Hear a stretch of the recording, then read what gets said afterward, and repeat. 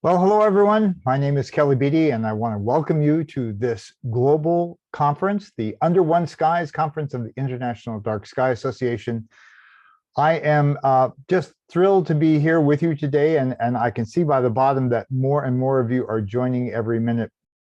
You know, the I in the IDA, International Dark Sky Association, is international, and we are so thrilled that this has become a global event. We first tried this last year. Some of you, I'm sure many of you were here at that time.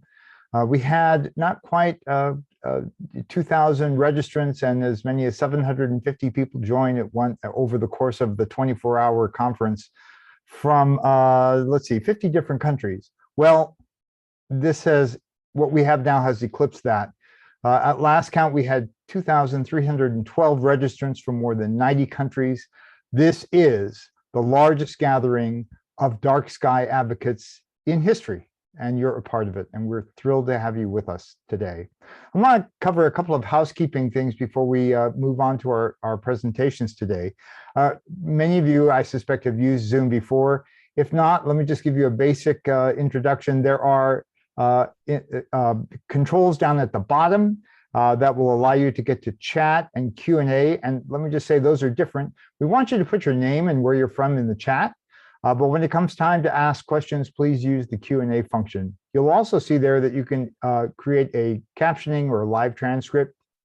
Both of those are great features. And then in the bottom left-hand corner are the video and audio controls that you can use to change your background or whatever you might want to do. We're using a combination of Zoom webinar and also Zoom meeting. So this is a webinar format, in which case all of you are kind of muted and there's only a few of us who are able to take control. But during the many breakout sessions that we're going to have during this, you'll have ample opportunity to engage firsthand one-on-one with people from around the world, literally. I want to mention that we're abiding by IDA's code of conduct, which ensures that everyone here will have a positive and rewarding experience. If you want to refer to that code of conduct, please see the attendee package that you received. We want to make sure that this is a good place, a safe place for everyone to feel free to participate to the fullest that they want to. And I'll be touching on the different conferences, sessions that we're going to have in just a little bit. But first, I would like to introduce Diane Knudsen, who is the president of the IDA's board of directors. And she is going to give you a little bit of background about our organization, what we stand for, and where we're going. Diane? Thanks, Kelly. Bienvenidos, and welcome to those of you attending your first IDA function, and welcome back IDA members and all of you experienced advocates in the field. As International President of the Board of Directors, I desire for each of us to find connection points in these upcoming sessions and engage with opportunities as they present themselves. I will be continuing to join along with you today from South Dakota in the United States. This year, the board welcomes 7 new directors to the board.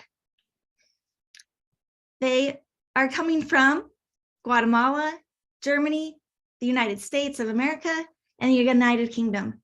Together, we govern from 7 different time zones, making meeting times for the board rather interesting. Our purpose is to protect the night from light pollution. IDA's vision is the night sky filled with stars, celebrated and protected around the world as a shared heritage benefiting all living things. The basic task of the board is to bring together diverse perspectives, experiences, and resources to advance our mission to eliminate light pollution in and around the world. We exist to provide a voice for our stakeholders, serve as stewards of our resources, share our expertise and insight, and set direction for the organization. Thank you to all the fellow board members for your ongoing commitment, and a heartfelt thanks to the IDA staff for your dedication and hard work behind the scenes to make this conference happen. An additional shout out to our international committee, and a big thanks to the volunteer IDA leaders out there serving local communities. And many thanks to our generous members and donors for supporting this event and making it possible to host this conference. I view this conference as 1 part entertainment, 2 parts education, and 3 parts connection. with inspiration, fun, and discovery sprinkled throughout. While there's nothing quite like meeting in person, the virtual conference offers increased accessibility to our advocates and future advocates interested in furthering IDA's mission. While the stars are just one aspect of the night, they do hold a powerful quality, uniting us across time and place. My journey with IDA began 13 years ago in a national park upon seeing the Milky Way for the first time, a sight and resource so often now out of reach for people to experience firsthand. What if today we are the last generation to experience a night full of stars? What if kids' only experiences today with the night are through picture books and nursery rhymes? This is a photo of my husband, our baby-to-be, and me under a star-filled sky, taken to the Badlands National Park this October for our maternity photo shoot. Shout out to Stephen for capturing the special photo of our growing family. I realize that without IDA's efforts, there will be less stars and natural nightlife for children born today to experience. I want all children to be able to have this kind of view of the night from right where they live. In the next 24 hours together, opportunities will unfold. So I invite you to tune in deeply and frequently to continue this conversation and work beyond the screen and beyond this week. May we each accept opportunity as it strikes today and beyond. Welcome to the annual International Dark Sky Conference. Now I have the honor of introducing IDA's Executive Director. Originally from the United Kingdom, he's resided in the United States for the last 20 years and now currently lives in Arizona. He has vast experience in conservation efforts, and IDA is extremely fortunate to have Ruskin Hartley as its Chief Executive Officer. Welcome, Ruskin. Thanks, Diane. It's so wonderful to be with everyone today. Thanks for that kind introduction. Let me do the first Zoom transition while I get going here. Let me do this.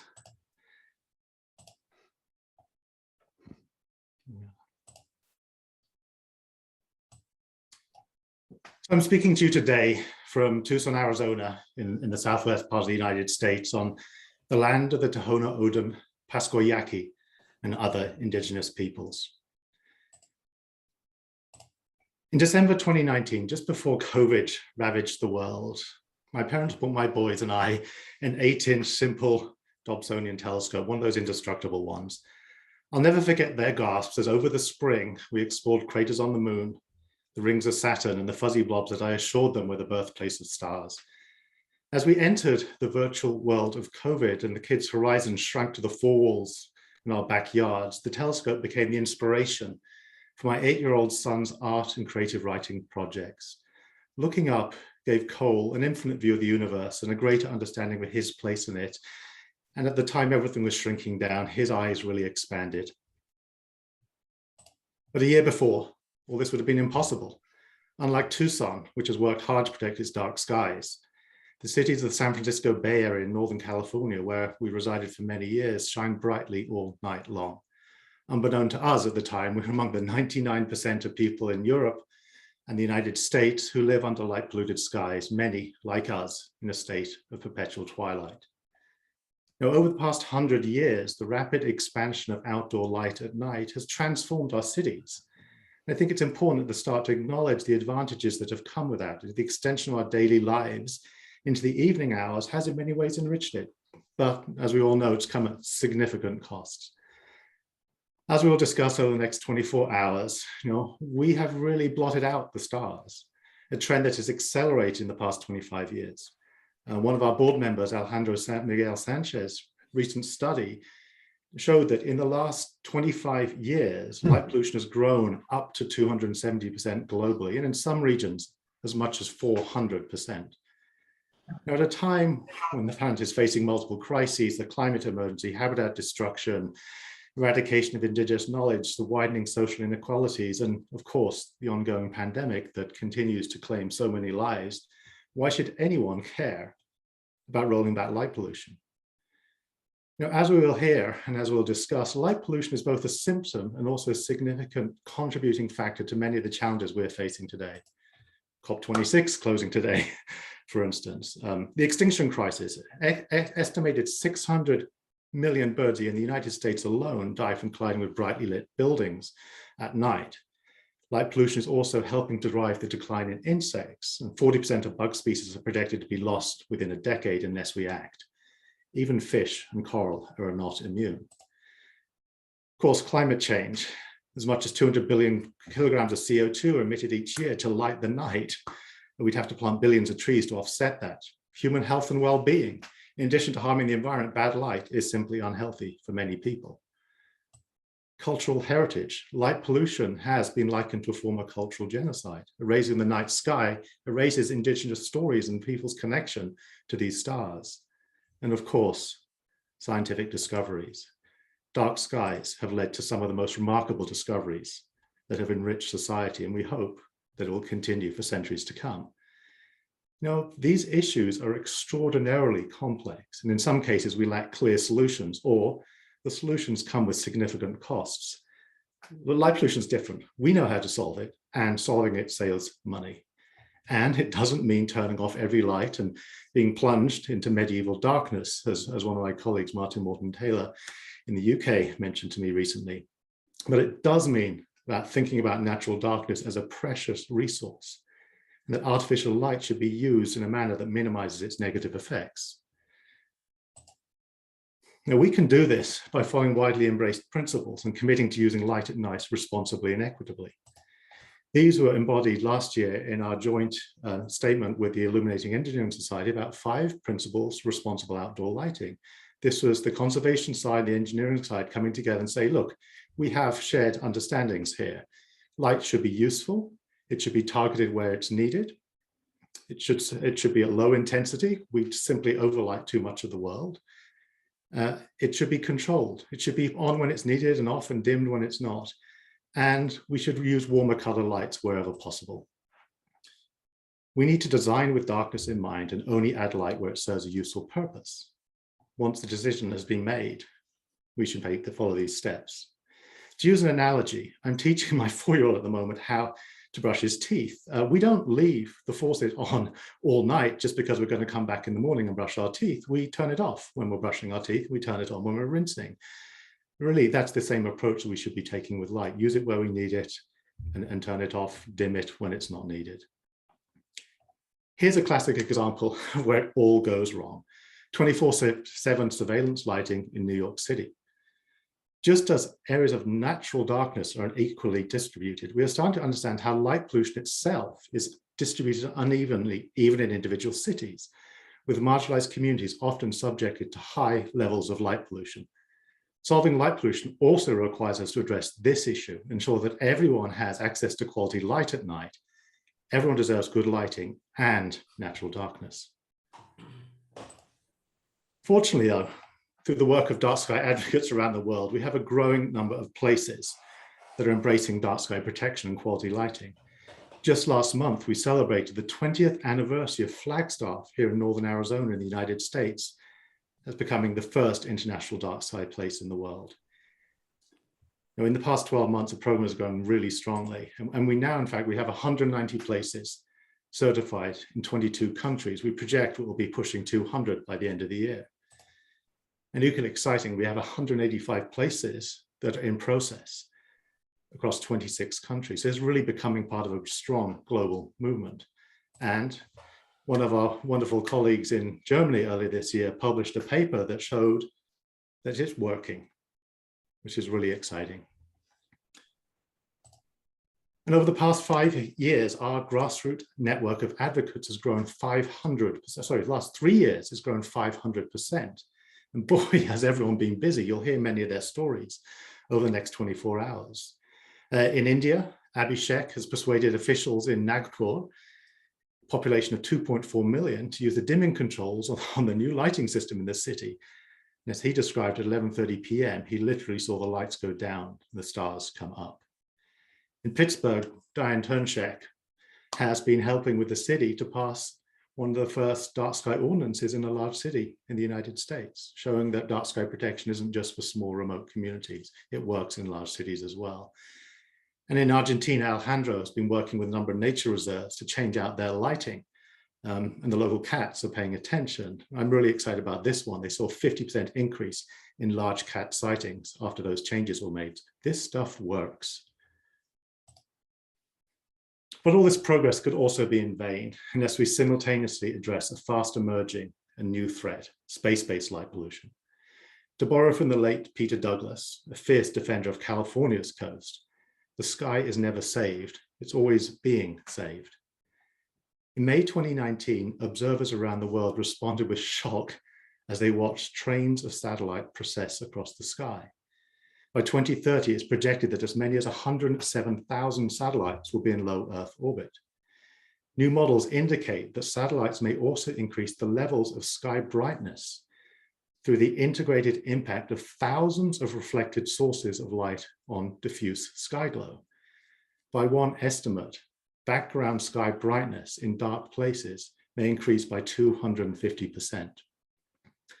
At that point, every place on Earth, even the most remote dark sky reserve, essentially becomes a degraded sky where only half of all stars will be visible to the unaided eye. We'll have literally lost half the stars if this projected scenario plays out. Now, at that point, the impact of this new form of sky glow likely extends beyond human appreciation of the stars to impact entire ecosystems. We really just don't understand this. We don't know yet, but we can see that future. Society is just starting to grapple with how to remove plastics from the ocean, carbon from the atmosphere, or how to restore tinderbox forests that have been ravaged by fire. Are we destined to make the same mistake with our use of near-Earth orbit? Now, over the next 26 hours, I think 26 hours, we're going to be engaged in a conversation. These issues about ground-based light pollution, about quality lighting, and Aparna is going to talk more about space. My hope is that by working together, we can find ways to unveil the night. Now, to kick off the conference, it is my great honor to introduce a wonderful individual by the name of Aparna Venkatesan. Aparna has been pushing boundaries for decades. She was the first female undergraduate to earn a degree from Cornell's University Astronomy Department in the 1990s. As an aside, I cannot quite believe it took them that long to graduate a woman out of that department. But since then, she's been a champion for women and minorities in science-related careers. She now chairs the Physics and Astronomy Department at the University of San Francisco, where she studies the first stars and quasars in the universe. She has been recognized as a visionary change maker in the Vice's Humans 2020 list and has dedicated much of her time over the last 18 months advocating for the inclusion of indigenous and marginalized voices in the current rush to industrialize space. Thank you, Aparna, for joining us. It's such a great honor for you to come and kick off this conference. Thank you. Thank you so much, Ruskin. And hello, everybody. And I'm going to go ahead and share my presentation.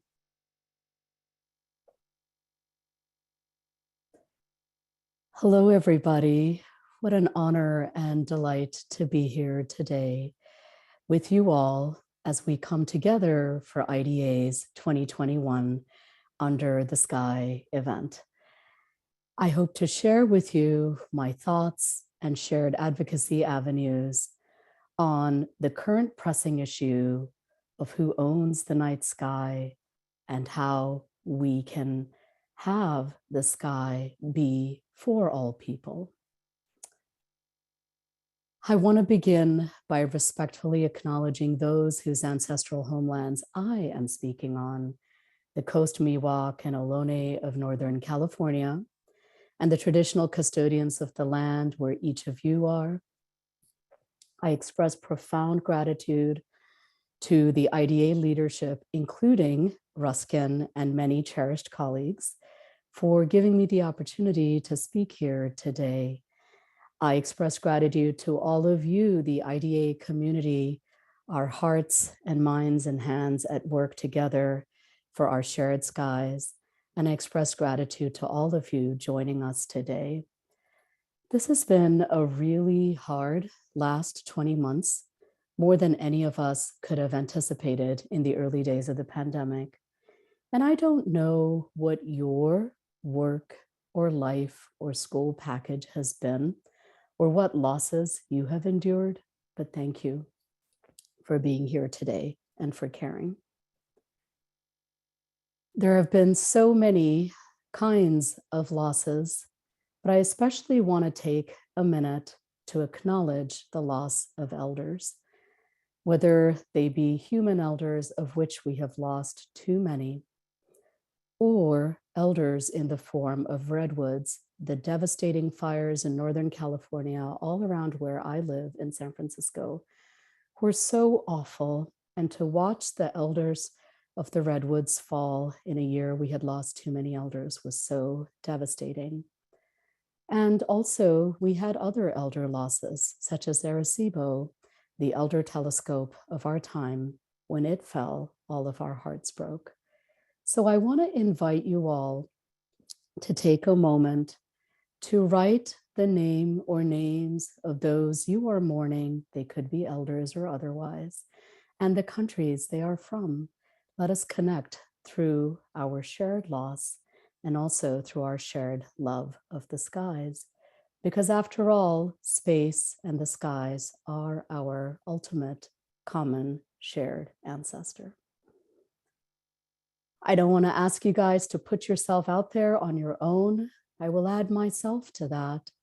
My own father, a beloved life elder, passed at the start of the pandemic at new moon phase, or in Sanskrit, Amavase.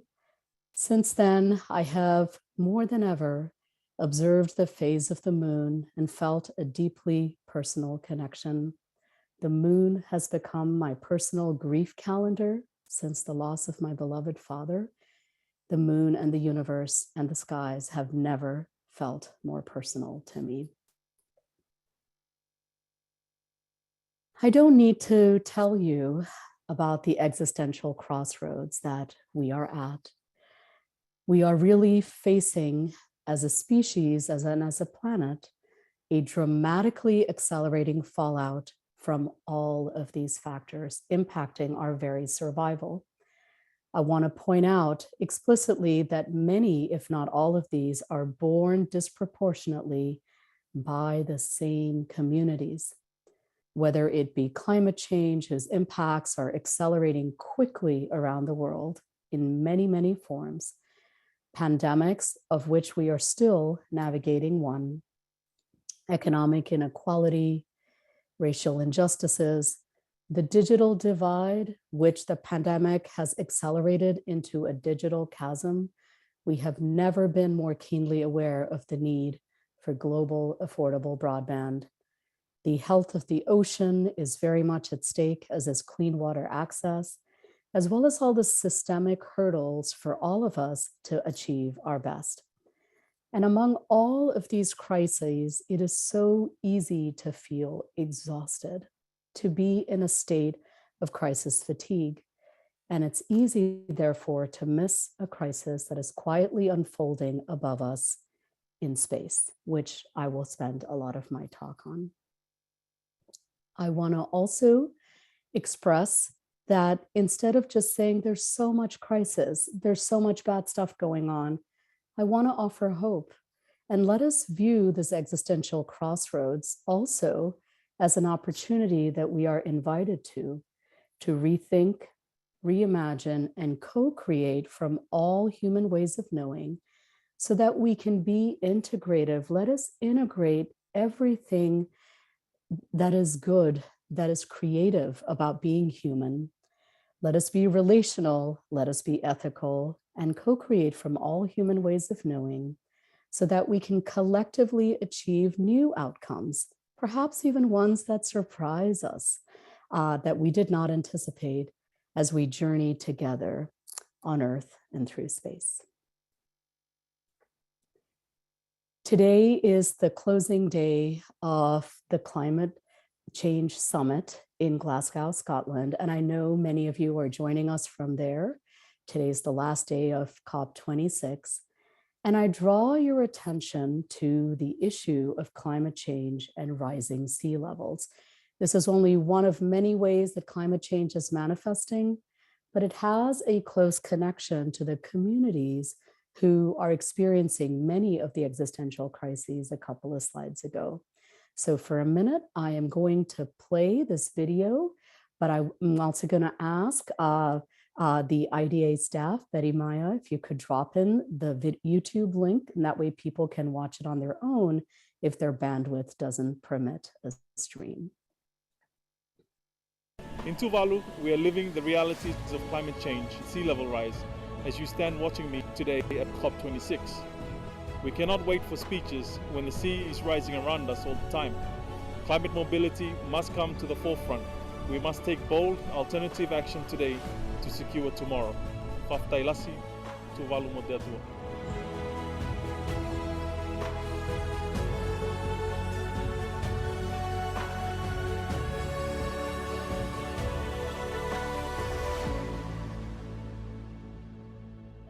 So I mentioned this explicitly as this, the foreign minister of Tuvalu, Simon Kofe, and just about an hour before this event began, Tuvalu's climate minister spoke forcefully at COP26, delivering the message of we are sinking and we must raise the level of ambition and the mitigation.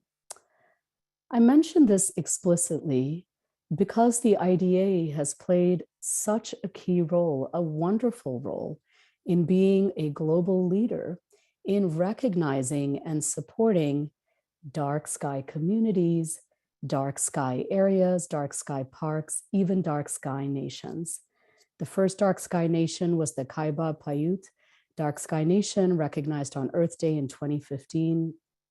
And more recently, just about 1,100 miles southeast of the beautiful island nation of Tuvalu is the beautiful island nation of Niue, the world's second dark sky nation. And I draw attention to this because the IDA has played such a wonderful role in dark skies, in fighting light pollution, but also access to safe lighting, and designating protection for land, sea, and sky. But how far can we continue this protection if the ocean levels are rising? How far can we continue this protection if they are rising not just on Earth, but the light pollution is rising in the ocean above us, space? So this is the challenge before us that all of us in the IDA are rising to. I want to start by honoring once more space as our common ancestor, the ocean above us. We know that we, all 8 billion of us and all life forms, are the broadest constituency. We are not a special interest group. It's all of us. The sky belongs to all of us. It impacts all of us. And all of us, through our ancestral traditions, as well as traditions that are specific to us as individuals or our individual cultures, have practices, be they scientific, cultural, or just connecting. We have worldwide practices with our shared skies. And as we begin to advocate for the skies and space, a recurring theme will be the duty to consult, which I'll amplify in just a moment, and everything that raises. So what is this challenge to light pollution, not just on the ground, but from above? As I've already said, there's been this building crisis, but it's been lost in the noise until relatively recently, because there's been so much going on. I mean, the island nation of Niue was designated the second dark sky nation on March 7th, 2020. And look at everything that's happened since then. So what is this crisis? I'm going to focus particularly on the escalating, dramatically growing number of satellites in low Earth orbits, or LEOs. You might see that when you read articles or people talk about it, which right now are hovering at about a few thousand, which, by the way, is one of the highest numbers that's ever been. It's at a few thousand, but it's predicted to grow to well over 100,000 by 2030. And frankly, given the rate of filings we are seeing, it's probably going to be achieved a lot sooner than that. Now, I want to say that at just a few percent of what's planned, the effect has already been noticeable and dramatic. And I also want to say that it's not without its potential gains. We know that the digital divide, which has now become a digital chasm, is something we need to address. And global affordable broadband is one of the promises of these satellite mega constellations. They also aim for other lofty goals, such as the democratization of space and other things that in principle we are all for. However, it remains to be seen whether these early promises are actually achieved. What are the economics of achieving this global affordable broadband? Are we all going to be able to afford it? We all know that this is a stepping stone to much more. For example, asteroid mining, lunar bases. It's the same players, the same private actors in space. And the question is, how much of this will really benefit all of humanity, especially the most under-resourced, the most minoritized communities? So whether or not these all actually come to pass as the dreams that they are stated to be, they are coming at a high cost. And the rate at which things are being launched the number of SATCOMs in space is quickly approaching the point of no return. And my question is this the only way we can achieve this bridging of the digital divide and the democratization of space? Because the fallout is enormous. There's an enormous environmental fallout. The implications for space debris and a potential Kessler syndrome are enormous. And there is a significant loss of dark skies at stake, both from a scientific perspective for professional astronomers such as myself, for cultural traditions, for human health, for ecological health, and just plain human connection and enjoyment of dark skies. There's already, again, at just a few % of what's planned, an enormous fallout. So to give you a sense, and if that second link could be dropped into chat, I'd be so grateful in case, again, your bandwidth does not permit this. Here's a little video made in 2020.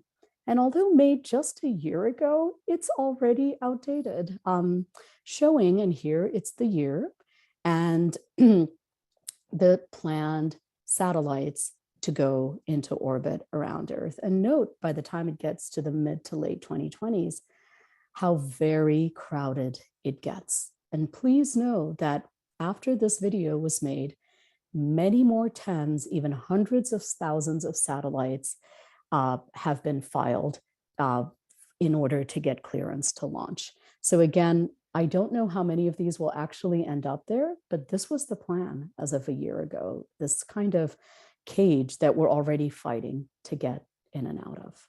So again, these are some of the challenges we are facing as we begin to look at the impact on our shared skies. Okay.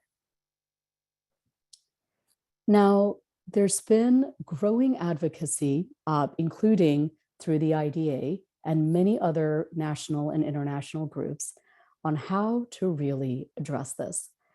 I want to honor that there's been a series of conferences and workshops. Remember, this issue burst into like the global radar and onto in the global stage and into our consciousness really only 2.5 years ago.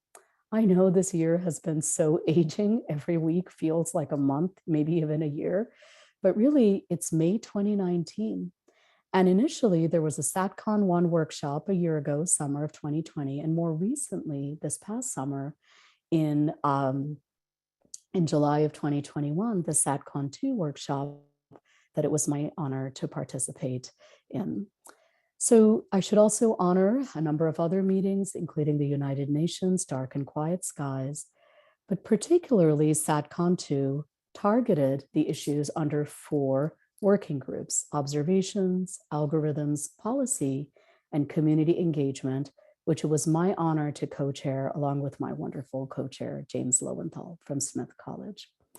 Many of my SatCon 2 colleagues have deep ties to the IDA. I honor all of them and specifically call out Connie Walker, James Lowenthal, John Barentine, Ruskin Hartley, of course, Fernando Avila Castro, and John Barentine, and very last, Diana Umpierre.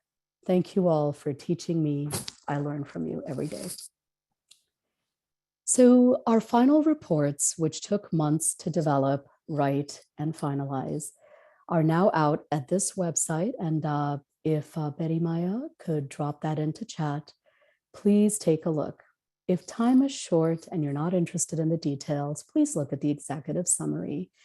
But if you have the time and you're interested, say, in policy or in the broad range of communities, not broad enough, but we're beginning, communities that we reached out to, take a look at the community engagement working group. If you're interested in the algorithms being developed to correct for this, take a look at the algorithms working group and so on.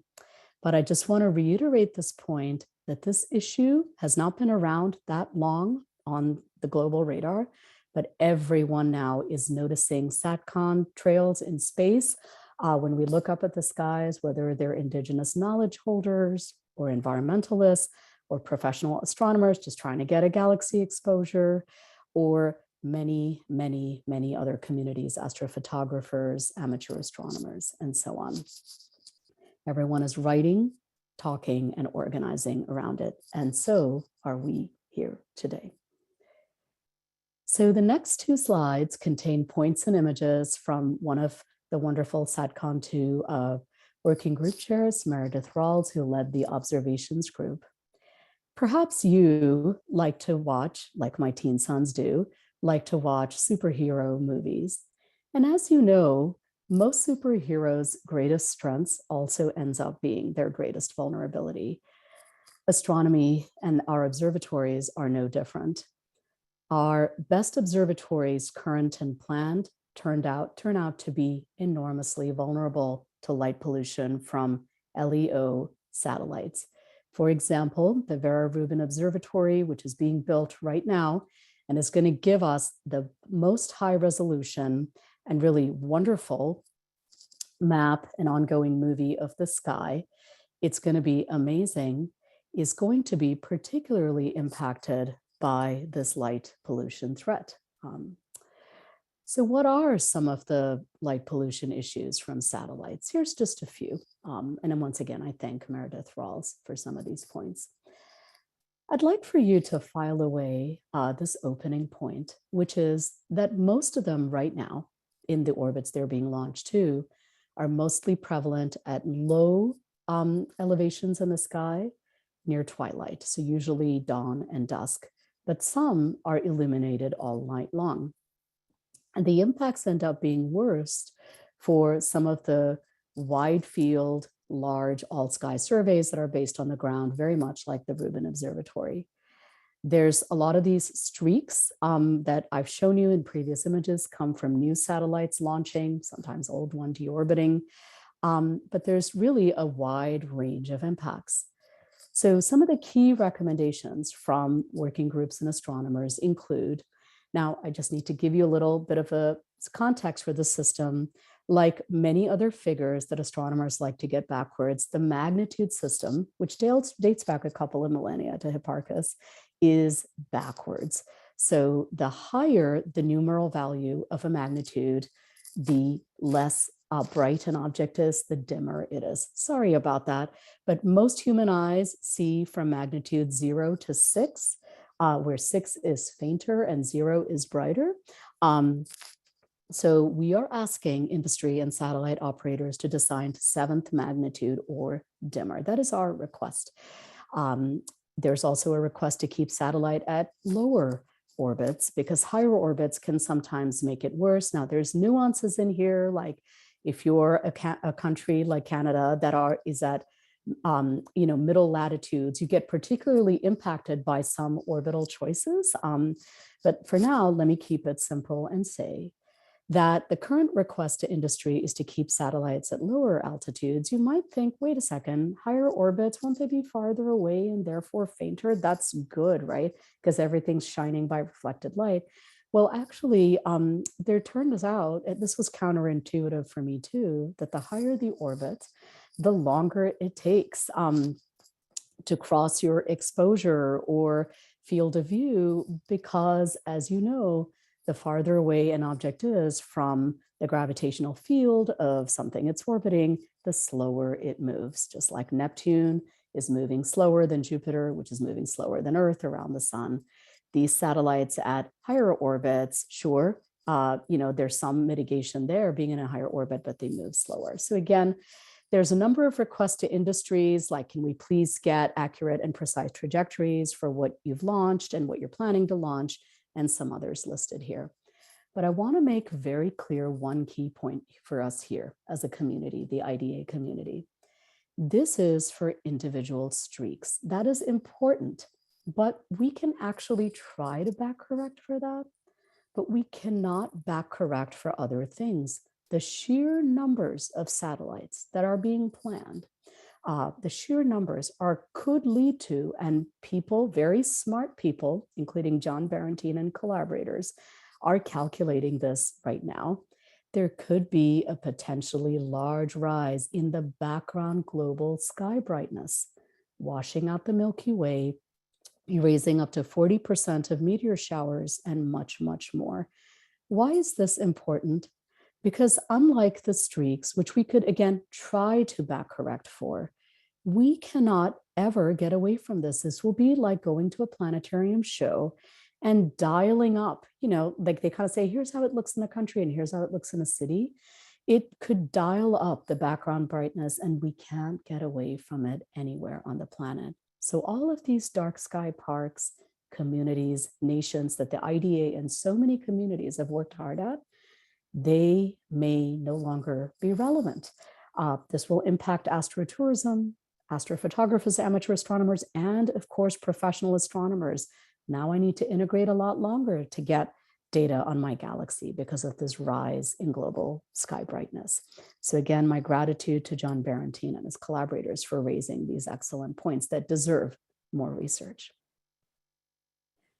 From our industry colleagues and the industry working group that participated in SATCON 2, I thank them for this figure.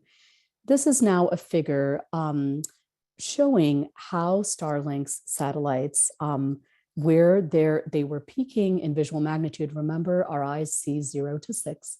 So from 2019 to sometime in 2021, they moved quickly to have mitigating solutions with darkening techniques. And I want to point out the short timescale. I'm going to come back to this because industry moves fast. In the time it takes most academics to read a preprint, get a cup of coffee, and kind of look out their window, they've changed the design on their satellites. So they're willing to move fast. It is we, communities, and professional societies and astronomers that need to give them guidelines. So again, the darkening techniques are working. We are moving closer to the green line, that 7th magnitude that astronomers would like to see. So thanks again to Chris Hoffer and Therese Jones for sharing this with us. I want to take one moment to honor another wonderful SATCON 2 colleague, Richard Green, who led the policy group. Their report is wonderful. Please read it. If all the legal, policy, environmental, and other issues, as well as international legal issues, interest you. But a lot of their recommendations at the national policy level contain issues of interest to IDA. For example, environmental protection mechanism, environmental safeguards, sustainability, the preservation of dark and quiet skies. We'll talk about noise and light pollution in just a moment. But again, there are ways that all of us can come together, even if we are in very different fields with very different goals. We are all invested, even if I'm somebody who's in industry and I'm super pro the new space economy. We want space to remain accessible, and we want to avoid catastrophic collisions and debris. So again, there are ways we can come together.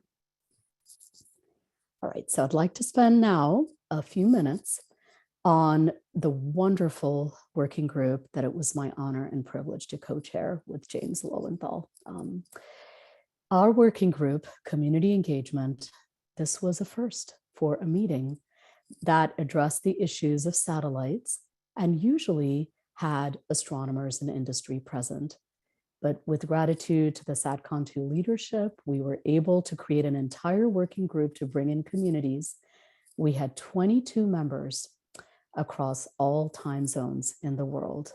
And we focused on 5 groups that are listed here, 5 groups as a beginning to this journey. I want to completely acknowledge that this barely scratches all the constituencies out there, including artists, storytellers, culture, and so much more, heritage. There are so many ways we all connect to the skies. This barely scratched it, but it was a beginning. And through many hundreds of hours and many, many interviews, surveys, and conversations, we created a very large report, which is really 6 reports, these 5 groups reports, and then our summary, leaving the reader with these key takeaways. The sky belongs to and impacts all people and ecosystems.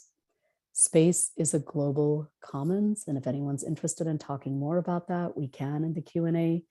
But in fact, there are many, many things, including the ocean and Antarctica and many other aspects of space that we are already treating as a global commons.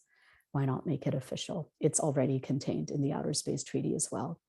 The sky is part of the environment. Makes sense, right? But it has not been protected yet as an environment. And that has been how these launches have been able to happen so quickly, because they are not bound by the rules of NEPA, the National Environmental Protection Act, and many other regulatory and environmental law concerns. The duty to consult was an enormous recurring theme. Everyone asked, well, I wasn't asked, how did this happen? Why wasn't I consulted? Again, how can this be done in our name, in our name, for something and to something that impacts us all? And last, cultural scientific practices worldwide with shared skies.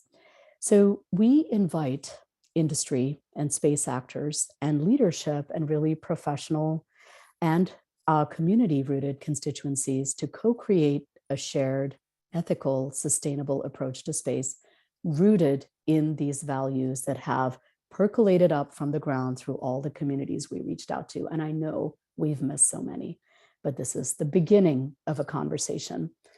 Some of our other takeaways, I've listed them here. I'm going to amplify just a couple here today.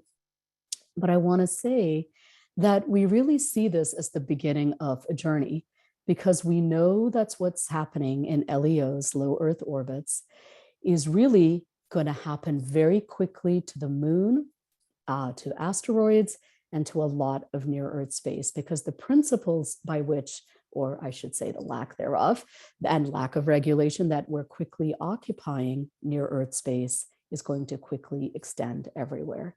So again, everybody wants more information and communication, more engagement with industry. Perhaps some of you, like most of my family, are Tolkien fans. So let me draw an analogy here. The industry moves fast. They are responsible to a lot of investors and a lot of timelines. They must launch at a certain pace to keep their licensing. So they are moving quickly. And we have been grateful for the individual industry representatives and the individual companies that have been willing to talk with us. That's not going to always be the case, but we are grateful for that. But they move fast. They are the Rohirrim of this landscape. Whereas, like I said, most of us, me included, by the time I have my second cup of coffee and have begun to kind of look out the window and dream about solutions, well, this kind of long entish, pace at which most of us are proceeding, there is a bit of a mismatch. So we need to all coalesce around shared goals as communities. What do we want for dark skies? And we need to pass that on to the Rohirrim so that the ball's in their court. Okay. And one other point I'll amplify, there are so many other examples and industries we can learn from. I've been listed just a handful here. And I also want to leave you with something that both astronomers and industry should avoid, which is to not have divisive dualities or kind of these false dichotomies. It's not a question of, well, if I want to do science, you don't get your internet. It's not so simple. Scientists want and advocate for global broadband for everyone. And similarly with indigenous communities, many tribal nations would like the internet because they too want access to education healthcare, and much more like the rest of us have. It's not just that they want to preserve cultural traditions. They would like to preserve storytelling in the stars while having access to the internet. So all of us should avoid making this an either or proposition. I'd like to thank my cherished colleagues, James Lowenthal and Diana Umpierre, for this slide and the one after it, which is the many, many arguments to consider space in the night sky as part of the environment. Seems so obvious, legally completely unprotected right now. So what are some of the environmental impacts? And James has beautifully organized this by all the different phases of launching satellites. In their launch phase, here are some factors: air pollution, noise pollution, falling debris, even from the launch phase, explosions, environmental justice and equity, which I'll amplify in just a moment. Very, very important. Whose land are they doing this on? What are they doing to the people in the communities living around them? Are they listening and partnering before setting up their launch pads? During the operation phase is many issues I've already brought up. So I'll let you read over those. But remember, this affects not just human life, but all ecosystems, including animal and avian life, navigation, migration. And last, and certainly not least, the deorbiting phase. There's already a growing literature on the deposits of heavy elements and metals in the upper atmosphere and what that does to climate change. It is not the direction we want climate change to go, what these deposits are doing. Reentry and deorbiting can often go wrong. They can either lead to like unexpected fall down of debris, as we've seen this whole year. Every now and then there's some like series of debris that lights up the sky as streaks. So again, we need not just national, but international cooperation on this, because there's more and more countries joining the space stage, which is good, but we need international regulation and cooperation. So I want to just touch for a minute upon this issue of justice and equity. What might that look like in the skies? We know that this last 20 months, have enormously amplified the need for environmental justice, racial justice. These aren't new issues, but it's really raised how dire the need for it is, as we saw through the pandemic, which we're still navigating. As our colleague Annette Lee, who is Ojibwe Lakota and a wonderful artist astronomer and the founder of Native Skywatcher, says, there are some communities that are disproportionately impacted by the 3 Cs: colonization, climate change, and COVID.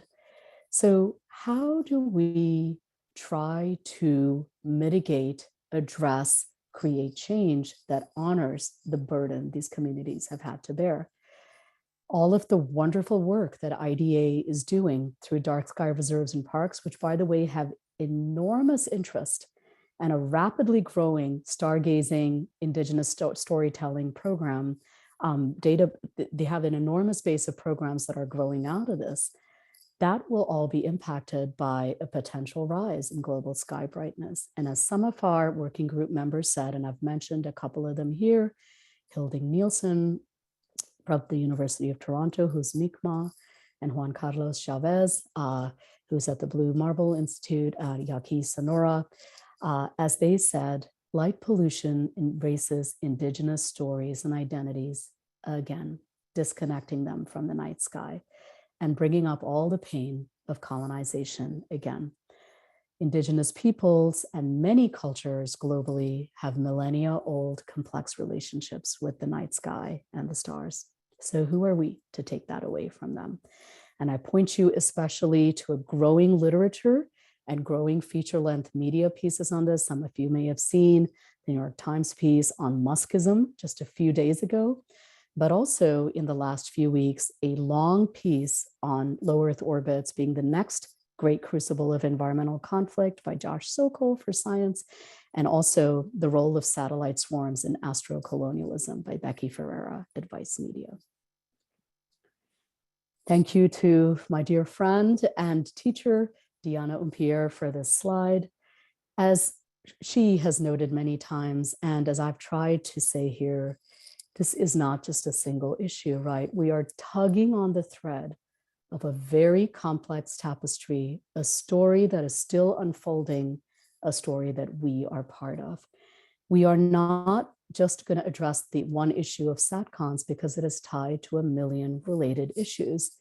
And Diana has done a wonderful job here summarizing light pollution on the ground and noise pollution disproportionately impacting minority and low-income communities, the same communities that are often impacted by the 3 Cs or by the rising ocean levels, light pollution, noise pollution, and so much more. So this is something that is a vast web of issues, but I invite your brainstorming, your dreaming, and your collaboration today. I'll wrap up with a few thoughts over the next 10 minutes or so, which is the impact on cultural practices. I'd asked you to kind of file away that currently most satellite streaks are being quite visible from the ground, tend to be low in the sky at dawn or dusk, which is soon after they launch. Now, what does this impact in particular? When satellite streaks are visible at high latitudes near the circumpolar sky, or when they're very visible close to the horizon, these impact a huge number of cultural practices. For example, calendaring practices, agricultural and fishing practices. So just like the 3 Cs impact the wellness, the very survival, and the food sovereignty of many communities, the growing cycle and the fishing cycle and the agriculture cycle are impacted for many communities by a loss of the skies and stars. I draw your attention in particular to wayfinding, non-instrument celestial navigation practiced by the diaspora of oceanic cultures for millennia. I also draw your attention to the fact that unlike the streaks that can in astronomy exposures can be back corrected with filters or software, this is real-time observations. It is not going to be easy to back correct, particularly as the numbers build up. I want to also honor the story of the revitalization of Polynesian wayfinding. This arose, and if anyone's interested in the story, I encourage you to investigate it or ask me in the Q&A. But Nainoa Thompson, who is a leading figure in this revitalization of Native Hawaiian and Polynesian wayfinding, the current president of the Polynesian Voyaging Society and PO navigator, he was able to do this through the wonderful oral tradition that had been passed down for millennia and learning it from Maupilug on the island of Sadawal in Micronesia. So as we begin to develop a new vision for defending dark skies, let's keep in mind that many, many communities and indigenous peoples have had a seamless scientific, cultural, integrative practice with the sky. It's not science versus culture for them. And they've been able to do it not through proposals or memos or journal publications necessarily, but through oral tradition and very rich integral systems of knowledge curation. All right, so let's just be open to all human ways of knowing that leads to such wonderful scientific cultural practices. I want to broaden as we wrap up in this keynote talk. I want to broaden our view to other issues.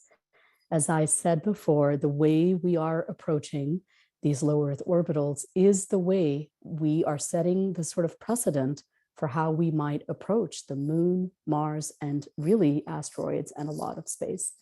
So let's really put language and laws into place that honor the cultural value of everything we are exploring. These places have value regardless of what we do with them.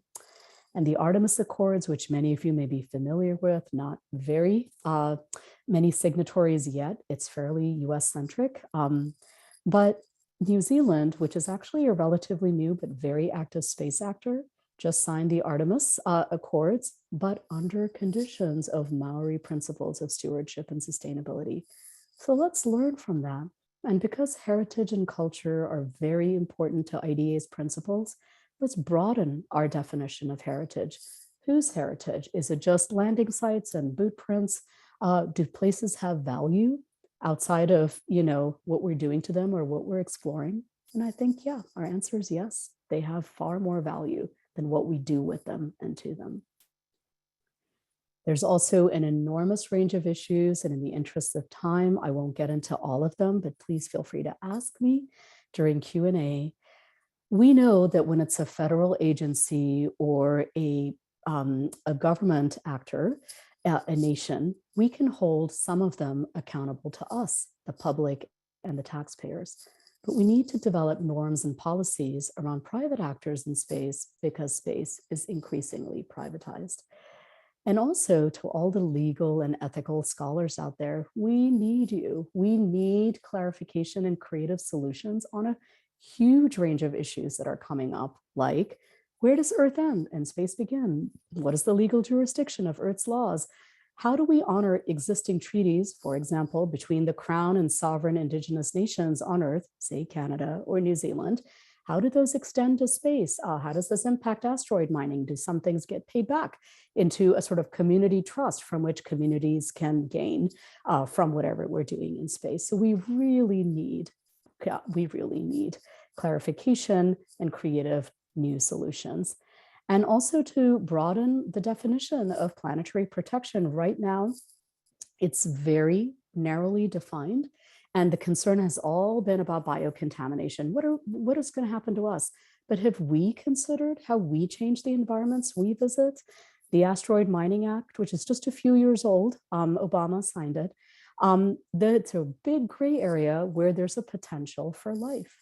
But extending the metaphor of colonization, which, by the way, it's hard to miss because a lot of the billionaires who are behind the current model of space exploration call it colonizing Mars. They wear cowboy hats to launches.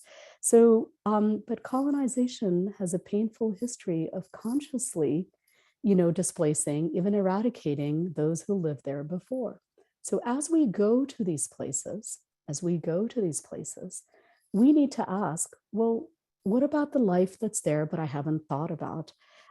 That's a gray area that a lot of the current, asteroid mining acts or other law needs to consider. And we need not just chief financial or chief,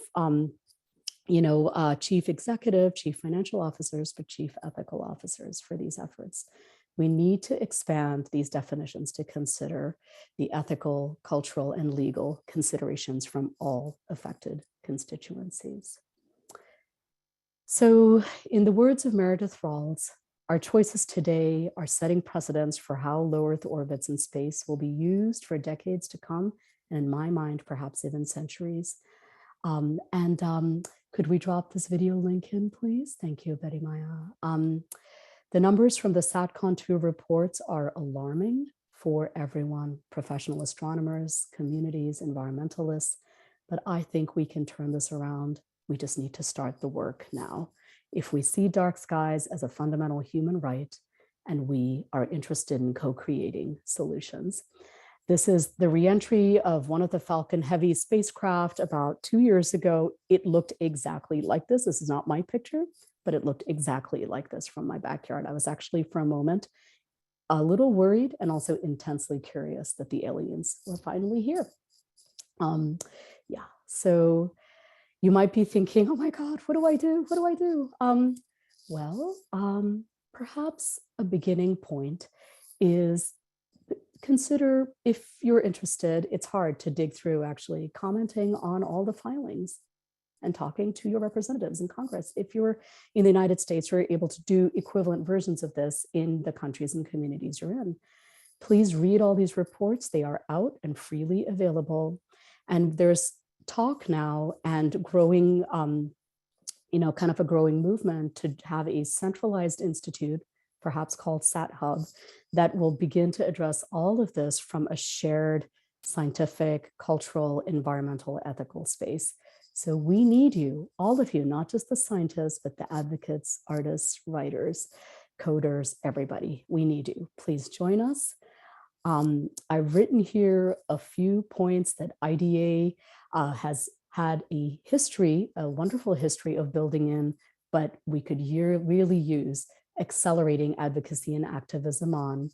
The cultural value of space and heritage, creative solutions from legal or environmental frameworks, really amplifying Indigenous knowledge as a model of sustainable multi-generational science that is interdisciplinary.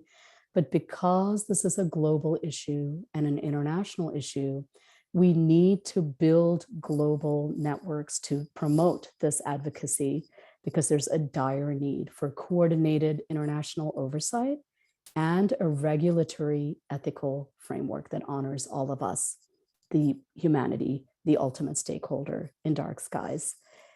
Space is our shared ancestor, and it needs defending now. So I'll wrap up with a slide and an honoring, coming back to where I began, which is elders, and space being our ultimate shared ancestor. I want to offer hope that despite all that is unfolding and all the crisis, we can do this. We are good at being creative. We are good at being interdisciplinary. We're a highly adaptive species that loves to explore and travel. We're good at being long-term stewards. And instead of having this anxious mindset of colonialism and the frontier and let's get out there, and in the wonderful words of Linda Tuhuai Smith, a Maori scholar, the manufactured urgency of how we're moving to space, let's take the long view. Space is our ancestor. We've always been there. It's also our future. And we can co-create a sustainable presence in space based on community, not conquests or claims, rooted in all human ways of knowing. So I want to end by honoring two particular colleagues with respect and affection. Paul Coleman, the first Native Hawaiian to receive a PhD in astronomy and astrophysics, and Kalepa Bai Bayan, both of whom were taken too soon from us in recent years, and Kalepa just earlier this year. The last time I saw Kalepa was at the American Astronomical Society meeting in January 2020 in Honolulu, Hawaii, where he taught hundreds and hundreds of people about wayfinding in this wonderful setup that they had in the exhibit hall. I take a minute to honor them and their legacy, as well as their advocacy for skies. And Kalepa is shown here with his daughter, Kala, who also spoke at that meeting. We honor you. We honor your message. Here's a little 1-minute clip that I will share with you, and then I'll wrap up after that. And if that clip could be dropped in, thank you so much, Betty Maya, into chat.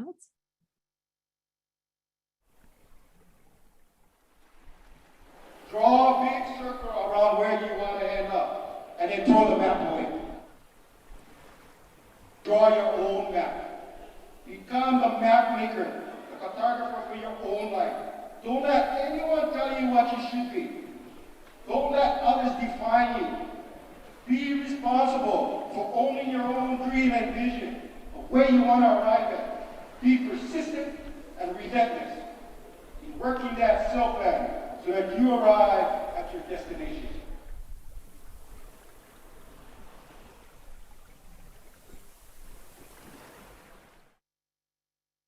I honor Kalepa, who passed at the new moon phase, like my father, and I honor his family and his contributions.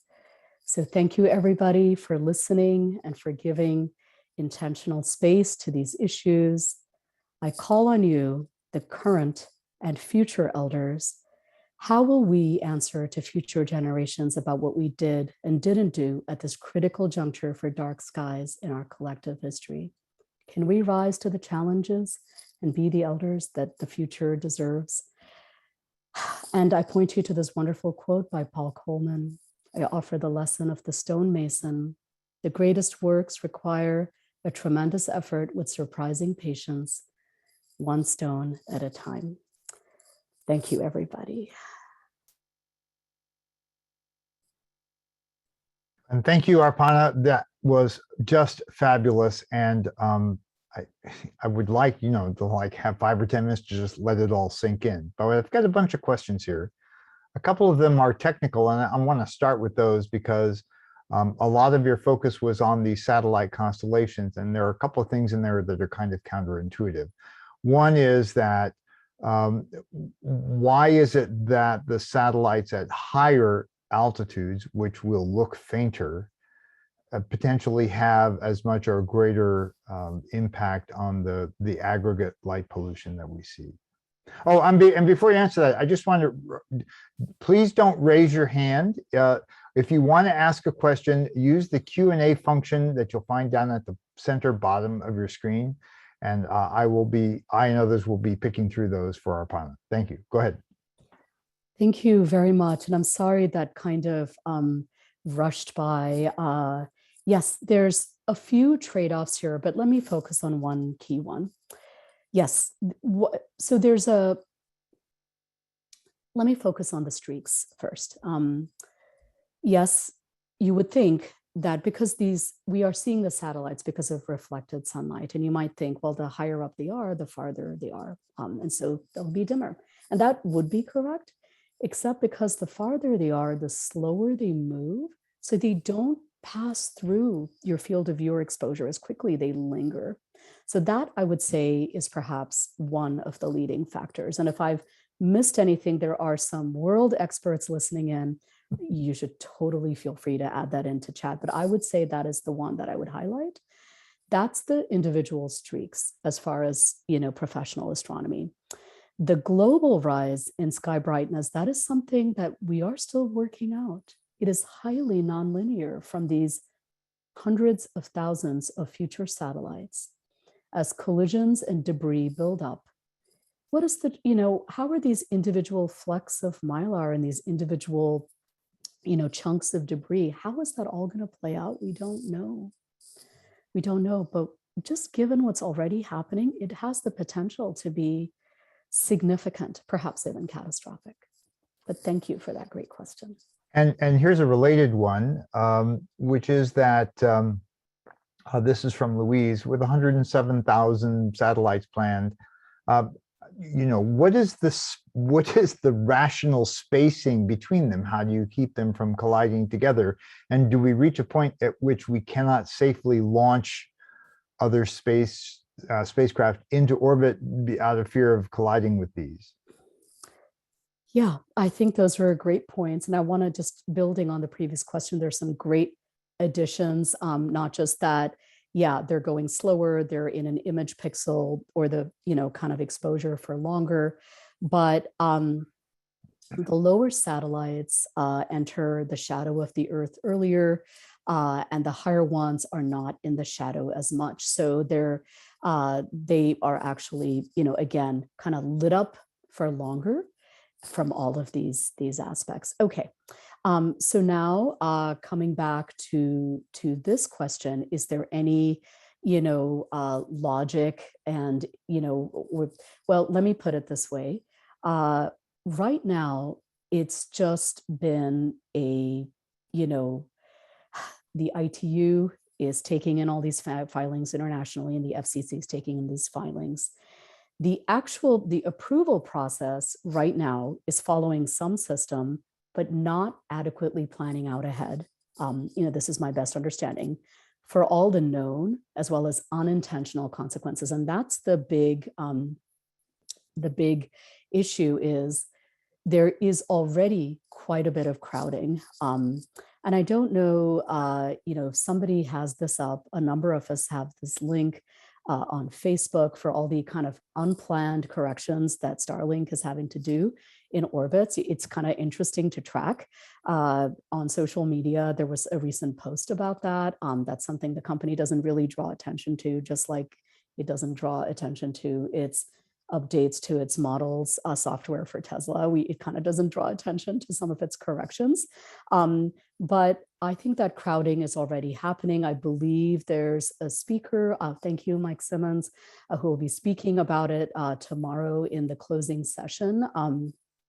But again, I think a lot of the policy working group drew attention to the precautionary principle and the crowding of low Earth orbitals. I would say, just based on a lot of recent testimony, that Jim Bridenstine comes to mind. John Barentine drew my attention to that. People are very, very worried about the crowding, but as it stands, there is some logic, but not a lot of thinking out and not enough regulation for how things are being launched. Right now, it's just kind of getting up there, but there's already been an enormous level of concern about collisions and debris. Yeah, it needs more tracking, more self-reporting, and more regulation. Thank you. Yeah, and of course, when the UN set forth its various space treaties at that time, this was decades ago, no one envisioned that there would be single individuals with so much money that they could have their own private space program and are therefore not bound by the UN treaties. Yeah. And I do want to exactly, I know we have a few panelists on, and would anyone like to add to that? Because I bow to the deep expertise and passion that's present here today. Would Connie or anybody?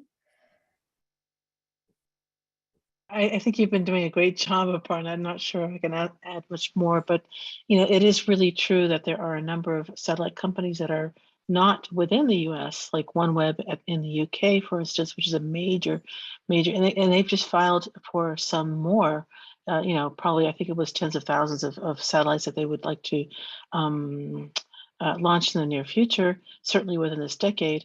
And so we not only have to partner with groups like Starlink, but also with groups in China like GW and other entities around the world, and who are not going to necessarily file an FCC filing, or or maybe even with ITU, the International Telecommunications Union.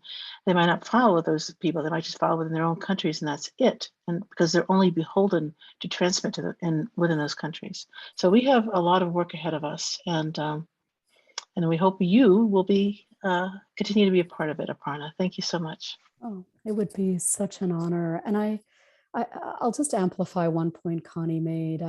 The skies are global, and I think their regulation needs to be, and the advocacy needs to be global as a result. Rwanda just filed for a 330,000 satellite launch plan. And again, their plan is to use it for health and education. And again, who are we to say yes to this and no to that country? We want everyone to be able to do this, but the sheer numbers are a concern.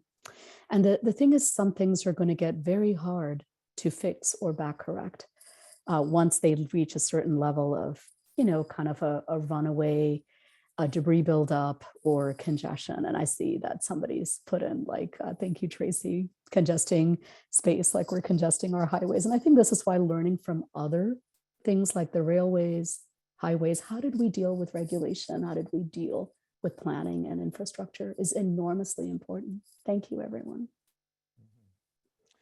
There are a couple of other questions here, but I'd like to follow a broader topic that you touched on, which is some research has started to show that light pollution and noise pollution disproportionately affects marginalized and sociologically,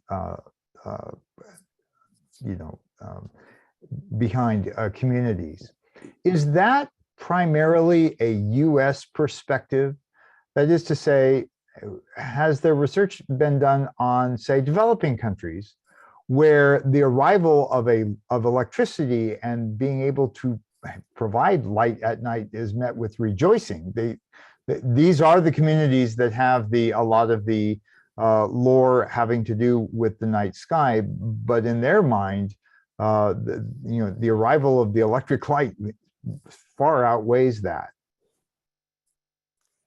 Thank you so much for raising that to the community. It sounds like you've synthesized a few questions on that theme. So I am learning as I go along, and I do think this is something that we need a vision for IDA from, because it has such global ties and roots. For example, I think, in the opening introduction, Ruskin mentioned, our IDA partners in India and some of the new initiatives there. And I would say my best understanding, and I thank Deanna and Connie and John and James for educating me on this, is that we need a lot more dedicated research on this. But I think, much like the science versus internet or science versus culture was a sort of unneeded duality or dichotomy, I think there's ways for us to have safe, clean lighting for communities and to minimize at the same time light and noise pollution and access to skies. In fact, I would say there's more of a need for those communities who can't always get away on vacations to faraway places to have accessibility to dark skies. I think there's ways to do that, to have safe, clean lighting that follows some guidelines so that the access to dark skies is not, so that's what I would say. But again, I am in an ocean of deep expertise here. And if anybody wants to add to that, there's ways to do that, like I think to do both. But if anyone would like to unmute themselves from the panelists or to add into chat, I would love to learn also.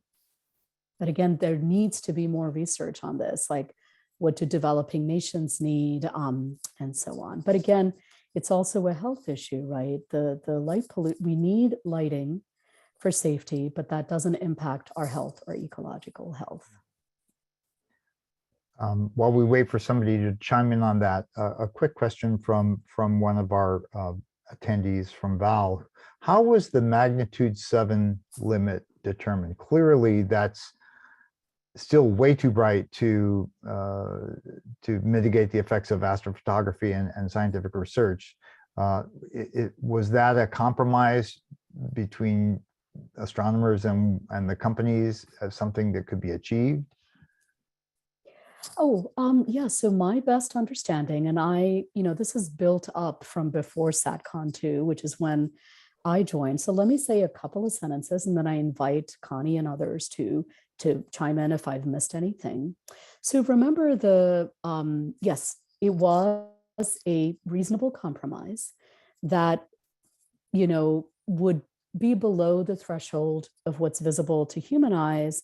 And as far as, exposures or astronomical observations, we could potentially partner around for mitigating solutions, again, for the streaks, not the global rise. Keep in mind, too, this is such a narrow part of the spectrum. I haven't even touched on all the other, and it looks like the chat is kind of building on that, touched on all the other frequencies of which radio is only one. All the other frequencies that are being impacted by the communication and the transmission. So I want to honor that I've not spent a moment on that. But Connie, have I missed anything? Or James, Deanna, have I missed anything? John Barentine, if he's present. Yeah, well, it was initially determined from staff at the Rubin Observatory with respect to sort of a simulation of instrumentation testing that they had set up to see how it would affect their upcoming camera that they're going to be installing hopefully soon on the Rubin. And it was determined not as a complete remediation of any streaks on the resulting images, but as a way of at least taking out the secondary effects, because there are typically other streaks that occur for various reasons, electronically and otherwise, on an image due to a bright, object that goes across the screen. When you're imaging, it becomes a streak across your photograph, basically. So that they were able to I think with other algorithms later on to remove residual streaks, but not necessarily the primary trail. So there's still a problem, but there's always other mitigation solutions that could come up in the future. So. Yeah, thank you, Connie. James, any thoughts? Sure. Aparna, thank you so much for that lovely talk and for sharing so much of the credit, and you deserve so much of it yourself. Just to mention that the 7th magnitude number is really not a hard number, and industry has pressed very hard for for solid numbers that that we astronomers could say, okay, if you achieve this limit of faintness, we're going to be fine, or something like that. And we can't do that because certainly from the professional astronomy side, there are many, many different kinds of projects, different kinds of telescopes, different wavelengths, different imaging, spectroscopy, different cadences, and they all have different needs. So the 7th magnitude limit is a very, very broad brush aspirational limit that does not even solve all the problems. And we made it very clear in SATCON 1 and SATCON 2, there is no combination, as you said, Aparna yourself, there's no combination of mitigations that can actually solve the problem. The only solution really is to keep the satellites on the ground. But if the satellites are going to fly, please try to make them at least as faint as 7th magnitude. Yeah, very much so, James, a compromise. And I want to return to, there's the known issues that might come up, but I'm increasingly worried about the unplanned, unintentional fallouts, of which debris is but one. Yeah. Thank you so much.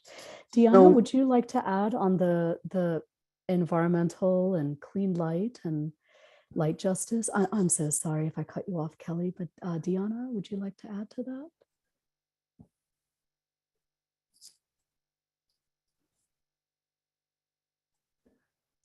I'm not sure. Well, I was going to say that we've actually squeaked a little past what we had planned. And I want to remind everyone that following this, there will be a networking session where a lot of this can be chewed over in a group setting.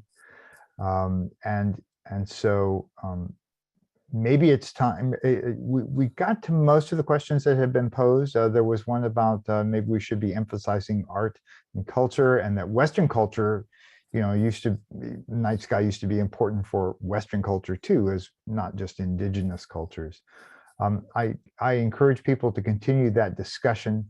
Bedamai has put in the chat session that there is links for all of the conference. I wanted to, first of all, Aparna, thank you so much for your really deep dive into these issues. And of course, you had a lot of help from a lot of people, James and Connie and others who are here today. We're so grateful to have your perspective and your wisdom conveyed on all of this. I want to pivot just a little bit to remind people that this is hardly the end. This is just the opening, and you should be referring to your attendee packet, which has all the links to all of the sessions that I'm going to be mentioning in just a second. And please pay close attention, because there are a lot of links. There are a lot of moving pieces when you want to have a global conference for, a couple of thousand people. So this is what we're going to be having in the coming 24 hours. Right now, we are over on the far left in the dashed red box. And you see there, the horizontal lines are 4 different time zones: LA, New York, London, and Sydney. And for those of us who don't happen to be in one of those time zones, let me just remind you that London is UT, Universal Time. It's Greenwich Mean Time. It's the same. And so if you know how to convert from Universal Time to your particular time zone, then you're well off for that. We're in the middle of this global opening. A little bit later, a few hours from now, we're going to have the session for Southeast Asia, Australia, and New Zealand. We'll highlight that in a second, but let me just get through the timeline here. And then very early is the session for Europe, Middle East, Africa, and India, a very large slice longitudinally of the Earth with a lot of different cultures in there. It should be very interesting to see how any sort of amalgam emerges from all of that.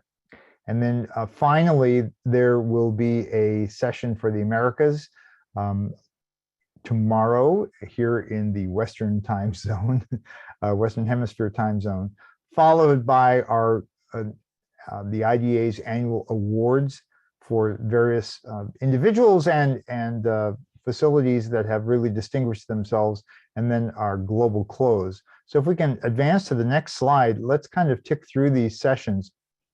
Again, I'm not going to engage a lot on the specifics of the speakers, except to let you know that we have speakers from 16 different countries represented in not only as principal speakers, but also the various workshops.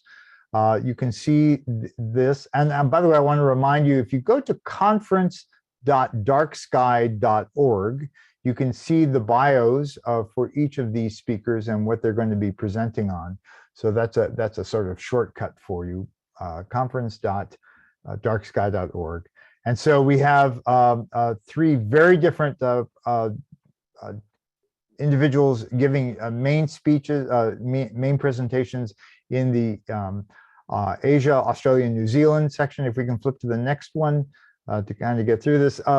Then on Saturday, the Europe, Middle East, Africa, and India. You can see the speakers there, some very interesting experiences that are new to me, and I'm looking forward to hearing those especially. And then the final global section, if you will be for the Americas. We have a variety of presentations. And you notice that there are not a lot of speakers here from the United States, and that was entirely intentional. We want to get the global perspective here that so many of you can offer and that we are eager to hear from. And then finally, on about this time tomorrow, we'll have our virtual awards reception and cocktail hour. Bring the beverage of your choice. I've got my coffee here, which is sort of omnipresent here at my desk, but maybe something else is suitable for you where you are at whatever time you happen to be joining in. And that will be hosted by James Lowenthal. And then finally, our global close, which will feature a panel discussion with 2 people who have seen all these lights from space, Ron Guerin and John Grunsfeld, very experienced on the notion of looking down at the Earth from outer space and what it might mean. I think that will be a fantastic set of talks, presentations, and each of those sessions, those global sessions, will be accompanied by a salvo of workshops that you can join individually, more than one if you wish. Please, again, see your attendee packet to note which ones occur when. And so with that, I think I want to thank Aparna again, Aparna, for the great presentation, for all of your participation here. We topped out at about 450 participants. I was watching the participant list, and that is sending us off on a great start.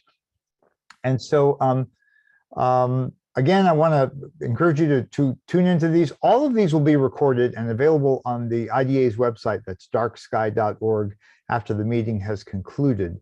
So if you don't feel like getting up at 2 in the morning to see a particular session, don't worry, you'll be able to catch it up later. And so the global networking session will start right after we conclude here. Betty Maya, do you have anything to add before we shift to that? No, just a huge thank you to Aparna and you, Kelly, and Diane and Ruskin and James and everyone for contributing their incredible knowledge on the topic. And we really hope to see everyone in the networking session. It's a great place to meet new people from around the world who share our passion to protect the night. Okay, so thank you everybody for this honor and privilege. It's such an amazing lineup, and I look forward to learning from everybody. Thank you. I as well. And so with that, Betty Maya, I think we're going to close this opening.